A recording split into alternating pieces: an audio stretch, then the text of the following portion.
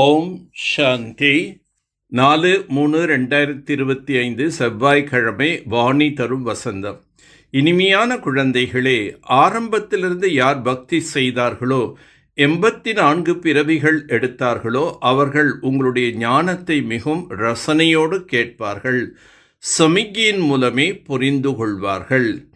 யார் தேவதா வம்சத்தை சேர்ந்த ஆத்மாக்களோ, அவர்கள் ஞானத்தின் அனைத்து விஷயங்களையும் கேட்டவுடன் புரிந்து கொள்வார்கள். அவர்கள் குழப்பம் அடைய மாட்டார்கள். எந்தளவு பக்தி அதிகமாக செய்துள்ளார்களோ, அந்தளவு அதிகமாக ஞானத்தை கேட்பதற்கு ஆர்வமாக இருப்பார்கள். ஆகவே குழந்தைகள் பிறருடைய நாடியை பார்த்து சேவை செய்ய வேண்டும். இப்பொழுது லௌகீக சம்பந்தத்திலிருந்து வெளியேறி இந்த இருவர் மீதும் சம்பந்தம் என்பது ஏற்பட்டுவிட்டது. சிவ் பாபா மற்றும் பிரம்ம பாபாவிடம். யார் ஆரம்பம் முதல் அதிக பக்தி செய்தார்களோ, அவர்களுக்கு அதற்கான பலனும் மிக விரைவாக நல்லதாக கிடைக்கும். தாமதமாக குறைவாக பக்தி செய்திருந்தால் பலனும் அந்தளவு குறைவாக தாமதமாக கிடைக்கும். உண்மையிலேயே ஆதி சனாதன தேவி தேவதா தர்மம் இருந்தது என்பதை ரசனையோடு கேட்பார்கள். அநேகர் பார்த்துவிட்டு சென்று விடுவார்கள். புத்தியில் எதுவும் பதியாமல் கேட்காதவர்கள் போல் இருப்பார்கள். அவர்கள் தேவதா தர்மத்தை சேர்ந்தவர்கள் அல்ல என்று புரிந்து கொள்ள வேண்டும். எந்தளவு அதிகமாக பக்தி செய்தார்களோ, அவர்கள் அதிகமாக ஞானம் கேட்பதற்கு முயற்சி செய்வார்கள். உடனே புரிந்து கொள்வார்கள்.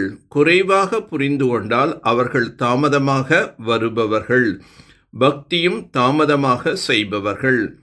நிறைய பக்தி செய்தவர்கள் ஞானத்தை சமிக்கையின் மூலமாகவே புரிந்து கொள்வார்கள். பிரம்ம பாபா அனைவரை காட்டிலும் முதல் நம்பர் பக்தி செய்தார் அல்லவா? மேலோட்டமான புத்தி உடையவர்கள் தாரணை செய்ய முடியாது. குரு என்றால் சத்கதி கொடுத்து துக்கமான உலகத்திலிருந்து விடுவித்து அமைதியான உலகத்திற்கு அழைத்து செல்வார்கள். கிறிஸ்துவும் குரு அல்ல. அவர் தர்மத்தை மட்டும் படைப்பதற்காக அவதாரம் எடுத்துள்ளார். நான் ஒவ்வொரு கல்பமும் சங்கமயுகத்தில் வருகின்றேன் என்று சிவ தந்தை கூறுகின்றார். இதனைத்தான் கல்யாணக்காரி சங்கமயுகம் என்று கூறப்படுகின்றது. வேறு எந்த யுகத்தையும் கல்யாணக்காரி யுகம் என்று கூறுவதில்லை. எங்கு அமைதியோ அங்கு சுகமும் கிடைக்கும் என இப்போது நீங்கள் புரிந்துள்ளீர்கள். எங்கு அசாந்தியோ அங்கு துக்கமும் இருக்கும். சத்தியுகத்தில் சுகம் சாந்தி இருக்கும். இங்கு துக்கம் அசாந்தி இருக்கின்றது. உங்களை மாயை ராவணன் எந்தளவு துச்ச புத்தியாக ஆக்கிவிட்டான்.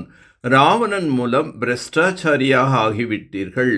இப்போது தந்தை மூலமாக மனிதனிலிருந்து தேவதையாக ஆகிறீர்கள். சத்தியுகத்தில் உங்களை காலன் சாப்பிட முடியாது. ஒருபோதும் அகால மரணம் ஏற்படாது. அதனை அமரலோகம் என்று கூறுகின்றோம். கலியுகத்தை மரண உலகம் என்று கூறுகின்றோம். இப்போது பதீத்த பாவன் தந்தை வந்துள்ளார் என நீங்கள் பொருந்துள்ளீர்கள். அவர் நமக்கு வழியை காட்டுகின்றார். இது வெற்றி தோல்வியின் விளையாட்டாக இருக்கின்றது.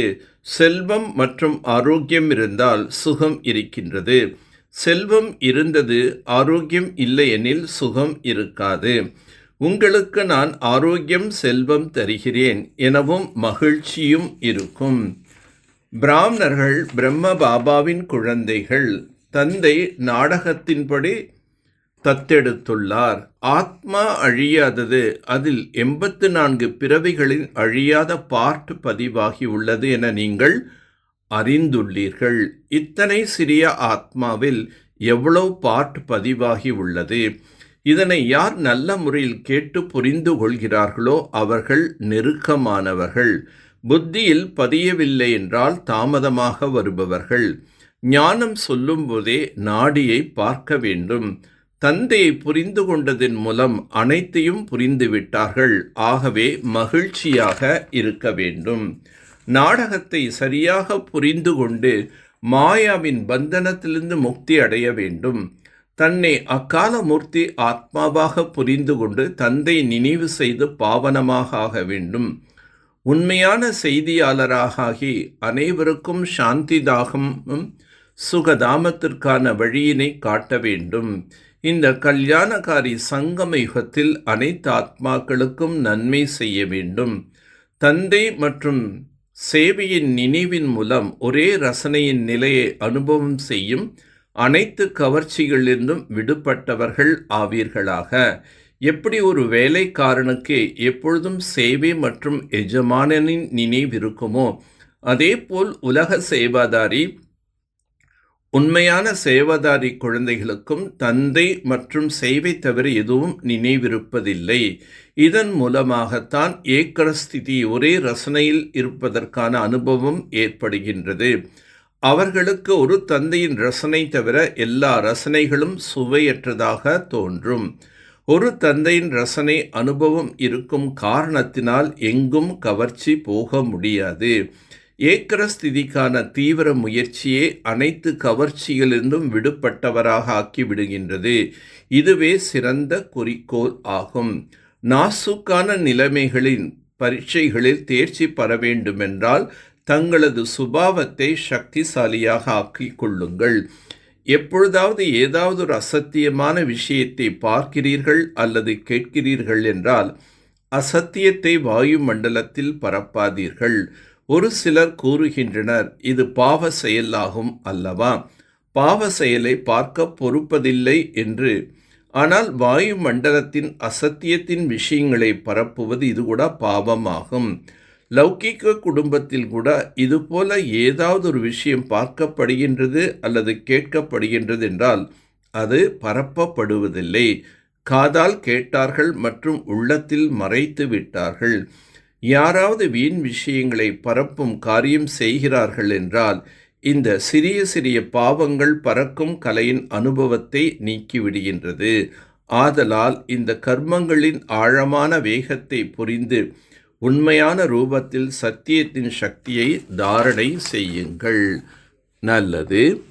ஓம் சாந்தி, ஓம் சாந்தி, ஓம் சாந்தி.